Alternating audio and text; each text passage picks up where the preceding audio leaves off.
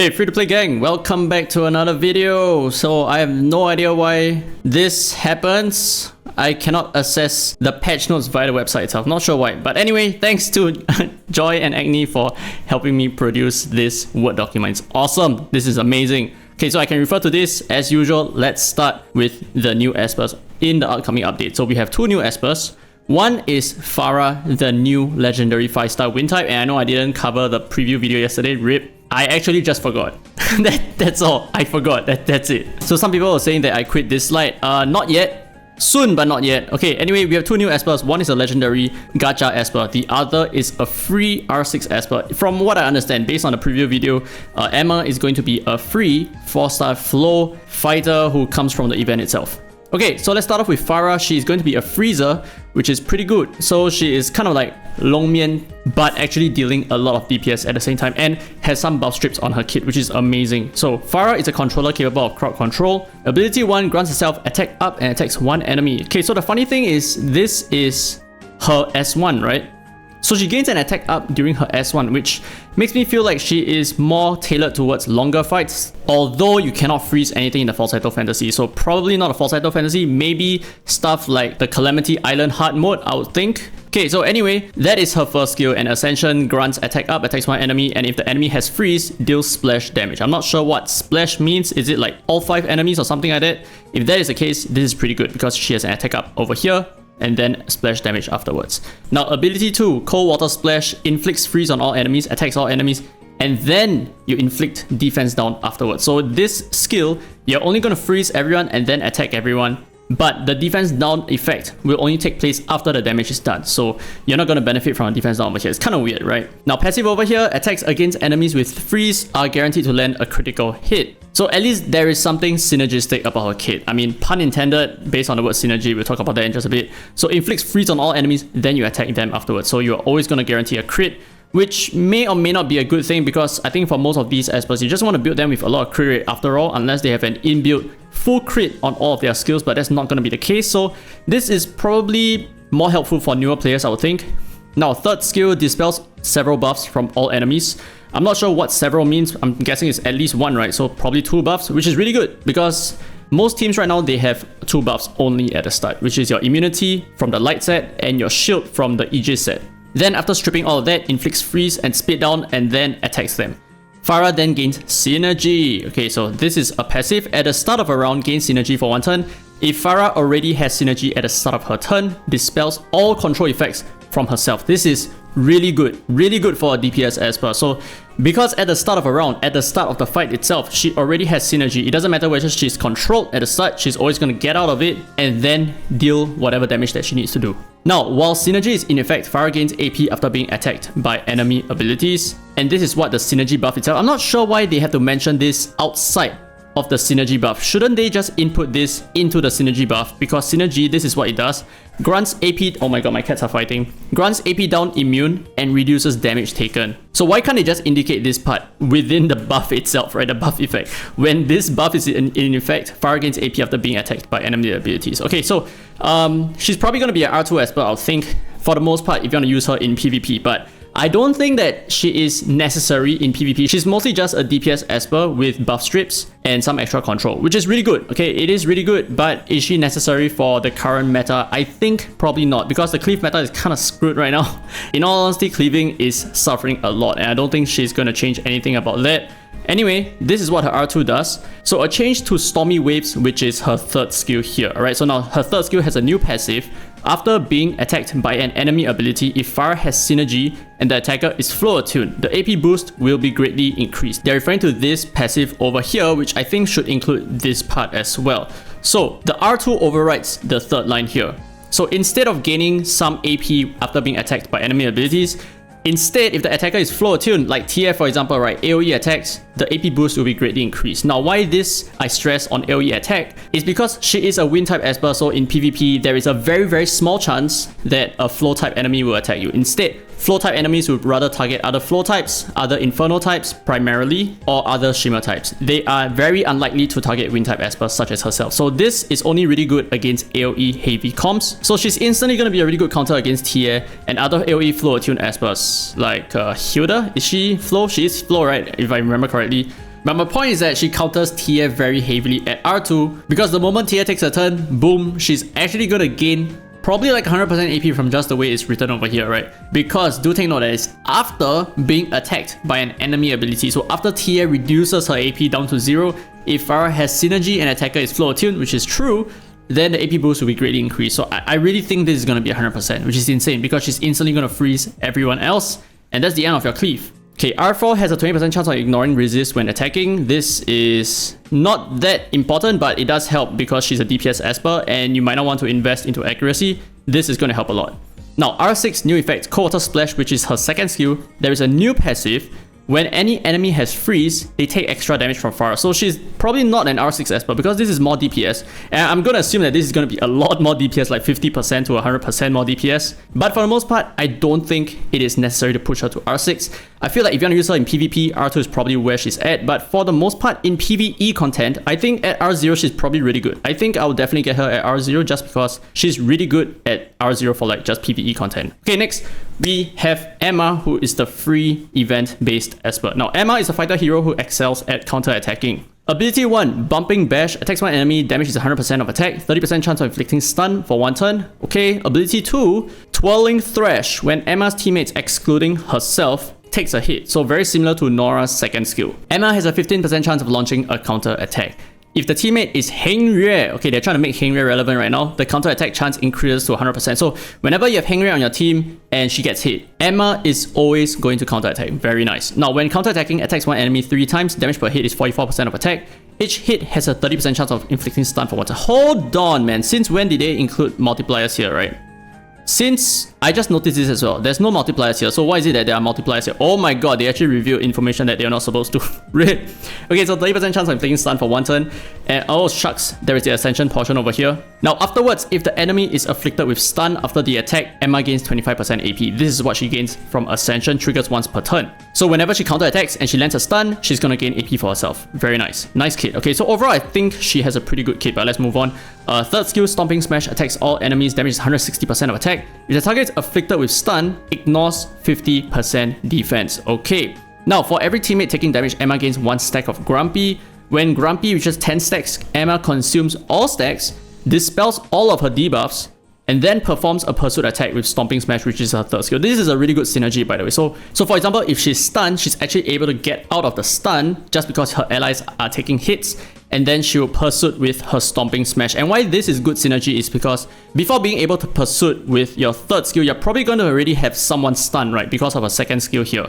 So because one of the enemies are probably stunned right now, she's probably going to be ignoring some defense with her pursuited third skill, which is really good. So the synergy here is pretty nice, and Grumpy gives her up to 20% attack with 10 stacks. Now R2, if Hengrye is an ally, Emma gains Wonder Juice at the start of combat. I wonder why Hengrye gives her that Wonder Juice, but this is what Wonder Juice does. It's undispellable as a gold rim buff. When the carrier dies, they are revived with full HP and gain max stacks of Grumpy. Very nice. Okay, so the moment she dies, she's gonna instantly gain Grumpy. She's instantly gonna go into her pursuiting third skill when your team gets hit, something like that, right? If you build her as a DPS Esper, she's probably gonna come back up, boom, ignore 50% of defense onto stun enemies. Very nice. But the thing is, it has to be stunned, it cannot be frozen, so there's probably very little synergy with Pharah over here. But yeah, let's move on. So R4 has a 15% chance of ignoring resist when attacking, and R6, another Bond Morph 2, right? When casting Stomping Smash, which is her third skill, she can do it with her pursuits, by the way. Emma makes an allied Hengrye cast Golden Moon, triggers once per turn. What is Golden Moon? It's her freaking Golden Moon. This is insane. So when she casts Stomping Smash, Emma actually forces Hengrye to use Golden Moon for free, which is her third skill. Heals all allies, healing 30% of their max HP, dispels all debuffs, and each debuff on an ally grants extra healing. So there is a lot of healing with this combination. Wow, she has just made Hengrye extremely relevant, I think. Because right now, there is a stunning kit on Emma, and there is a massive healing potential from Hengrye. So this duo actually becomes very relevant, I would think. And especially in PvE content, this is going to be amazing. This is going to be so powerful, so helpful. And for the fact that Emma is free, I think this is a big W. Alright, so these are the 2 new Espers. Let's move on with the new features, which is basically permanent content. So they have decided to add Divinate in the coming update, which I think it's far too early. it is far too early. Just taking a look at the divinate system right now, it is very bare bones in terms of the divinates out there. I feel like they have yet to work on some of the epic espers, and they definitely have to work on the rare espers as well. Whatever that it is showcased right now cannot go live. It cannot go live. It is too early. But I guess they made a call and it's gonna go live, and unfortunately we have to deal with it. So we can probably expect buffs in the future with regards to divinates. I don't think there's gonna be any nerfs. I don't think any of the divinates need any nerfs per se. But I'm really hoping that they do make some of the rare espers and some of the epic espers kind of interesting, and frankly they need to be useful. Alright, it cannot be the case where only legendary espers are good. We need more espers like Emma and Hengwei, for example, with like such amazing synergy, which probably your divinates can perform as well, right? So why not? Okay, so added divinate system, I've talked about this so many freaking thousand times, and you guys already know what it's all about. Added a divinate echo. The overall probability of acquiring legendary divinate is 1.58%. Some of you guys might be asking, what does this mean? Isn't it 1%? Yes, you're right. It's 1% chance of getting a legendary divinate from the divinate echo. However, I mean not just the divinate echo, but also the gold record echo. But for the divinate echo itself, the reason why it's not 1%, it's 1.58% is because there is a PT built into the pools. So yes, every 100 pools you're supposed to get on average one single legendary divinate, but because there is a PT system, that actually reduces the long run average requirement from 100 pools to 60 something pools, 63 pools, which is why we have 1.58% over here. Because 100 divided 1.58 is 63%. Let me just show you, right? 1.58.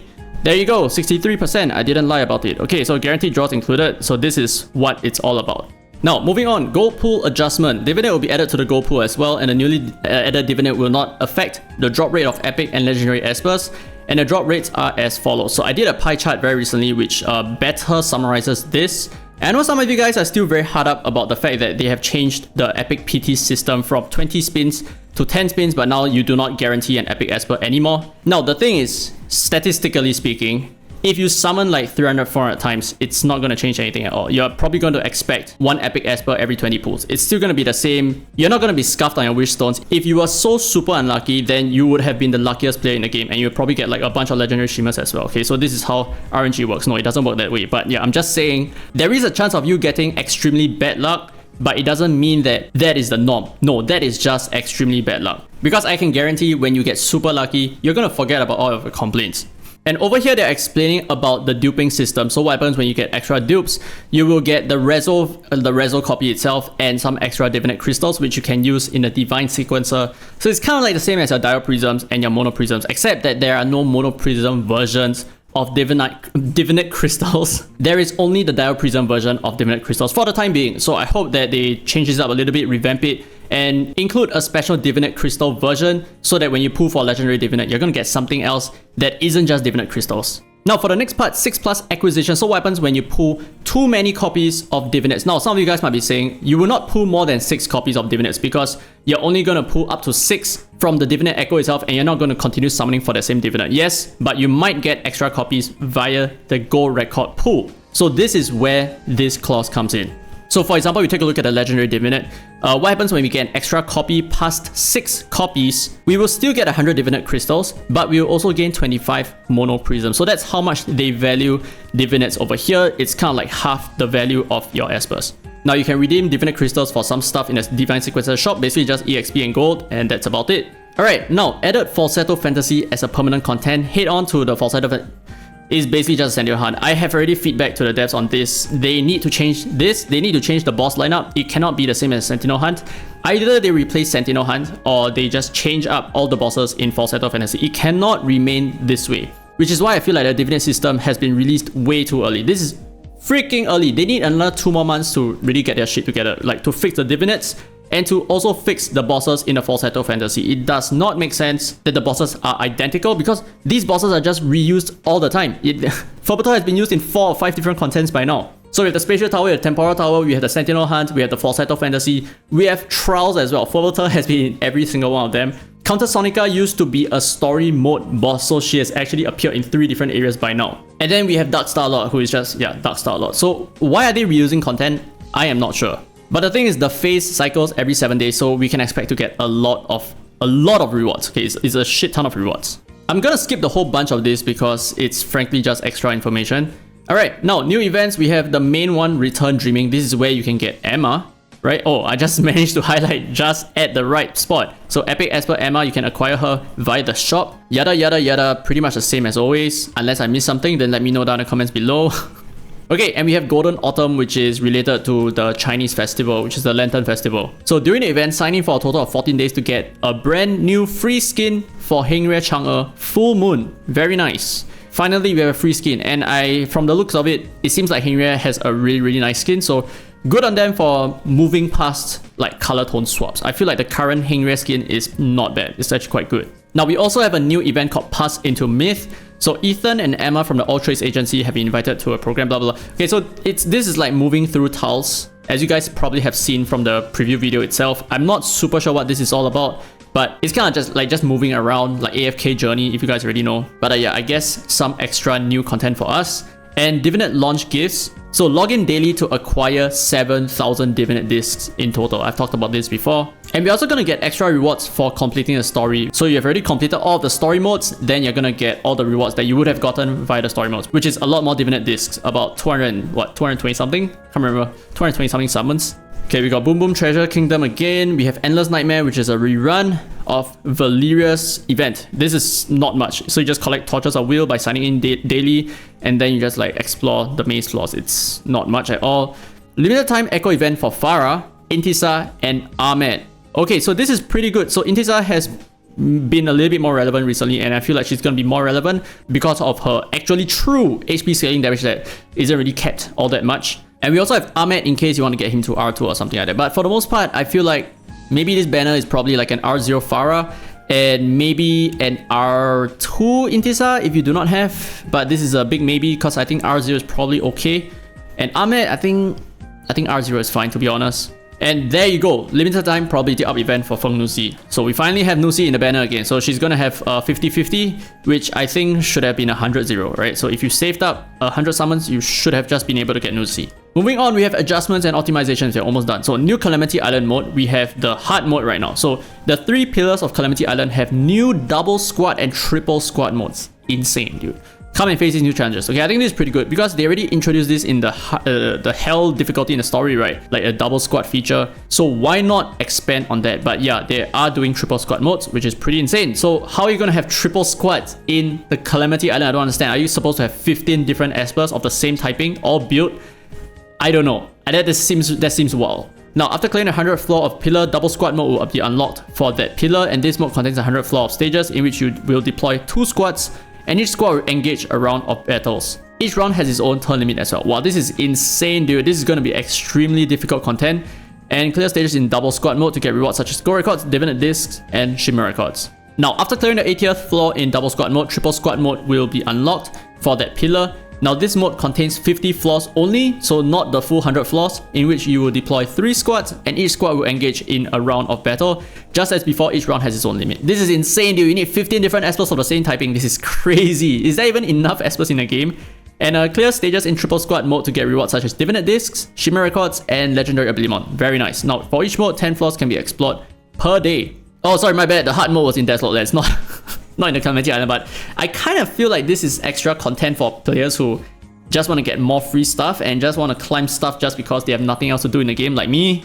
Okay, now, after the update, Rubin's Vase region will open in the Chaos Realm. In this new region, you can challenge 9 new and exciting stages, complete them to get rewards such as legendary ability mod. We already know what to expect because it's kind of like the same as the current Chaos Realm, so it's like part 2 of it, which is really nice. So they finally expanded on it. Where is my story mode, devs? Where? Update my story mode. Now, new hard mode in Dislyte Lands. So upon reaching EX++ in easy mode, are we doing easy mode right now? Hard mode can be unlocked. Now, hard mode has a greater chance of dropping high quality boost stones. Very nice. Okay, so now new mechanics for hard mode bosses. Shadowfire's actually, oh my god, receive a substantial boost. So he's gonna have a lot more stats. Inferno and Wind espers are afflicted with petrification permanently. But floor espers deal much. This is the first time I'm reading this because it's just way too long. Oh my goodness. This is insane, dude. They're just strictly banning Inferno and Wind Esper usage in Shadowfire. So you have to use Flow or Shimmer type Espers, right? And now in Shadow Gale, same thing. Okay, I just realized it's the same stuff all over again. Petrification permanently. So I guess you can probably use Espers with, like, I don't know, passive effects. So Espers like No, Emma is petrified, so she can't be used. Okay, so maybe some Espers with certain passive effects that could come into play. I would definitely try to like think of some stuff, but for the most part, they are forcing you into, they're locking you, right? They are elementally locking you, which is just a scummy move, but yeah, it is what it is. And now finally Shadow Glow, the Shimmer type version. So Shadow Glow's attributes have a substantial stat boost, but for every additional Esper with a different elemental class deployed, Shadow Glow takes 15% extra damage, and for every Shimmer Esper deployed, Shadow Gale takes an additional 15% damage. So this is insane. They expect you to have 3 of each of the basic elements and 2 more Shimmer types so that you can... You don't even need to have all 3 basic elements, right? You can have 5 Shimmer, it's still gonna be the same. Okay, but the point of all of this is just to limit the number of double elements in your team. So you cannot have 2 Flow Espers, it's not going to be very healthy for you. You cannot have 2 Wind, you cannot have 2 Infernal, you cannot have more than that. But yeah, so this Desolate Land is, I think it's gonna be really hard. It looks extremely difficult right now. Ah, there we go, Story Chapter Reward Adjustment. So by just updating a game, you're gonna get 224 Divinate Discs worth of summons. And point number 6, right? Point War Tier Plus Reward Adjustment. Essentially what they're adding, I think, is just extra Divinate Discs to your rewards, which that's about it. Now, point number 7, Online Union Shop Adjustments for Camille, Lucas, and Donna. So their divinates are all in the shops. And Formation Preset Improvement. So new type of Formation Presets added. This is mostly for the Falsetto Fantasy and Sentinel Hunt, because you have single team presets, which is whatever that we already have, and you have 3 team presets as well, so that you can use them for the Sentinel Hunt and Falsetto Fantasy, which makes me feel like Falsetto Fantasy and Sentinel Hunt, they're just going to be the same content, they're just going to be the same bosses throughout, because there is no way that you would run the same team for both Falsetto Fantasy and Sentinel Hunt unless they worked completely differently. But the fact is, they work exactly the same, and that's why you have this for these 2. And yeah, that's about it. So pack adjustments, we have some extra divinate packs. What do you expect? Okay, so anyway, that's it for this video. Once again, thanks to Joy and Agni for producing this Word doc for me. If not, I wouldn't have been able to record this video. RIP. Okay, but anyway, let me know your thoughts down in the comment section below. How do you feel about this? I think most people are happy about the way the game is going right now, but I feel like it's not enough. In fact, I feel like they jumped the gun on some stuff. Like Divinates, for example, it's just way too early, in my opinion. It's no time to celebrate. And yes, there's Feng Nusi in the banner. Hooray! But guess what? She's currently being phased out of PvP. She's still really good in PvE if you want to like brainlessly complete Temporal Tower and Infinity Tower. If you want to know why, take a look at the leaderboards right now. I'm over there. I just use Feng Nusi everything. But for the most part, the game is still exactly as it is. In terms of content, it's still lacking a little bit. It's pretty much just the same stuff, just recycled. So the Desolate Lands, they just added hard mode. The Calamity Island, they just added a hard mode. And the what was that? The Shadow Realm? Or the what realm? Something realm? That whatever content. They just added 9 extra fights. And the Falsetto Fantasy is essentially just a Sentinel Hunt. So what they're doing right now, and whatever that they have been doing, is just reusing the same content over and over and over again, and just giving us some extra freebies and all that. But in my opinion, not enough. Anyway, that's it for this video. Hope you guys enjoyed it. If you did, don't forget to leave a thumbs up, it really helps the channel, and subscribe for more Dislyte content. Now with that said, this has been Derek Free to Play, and as always, I will see you in the next video.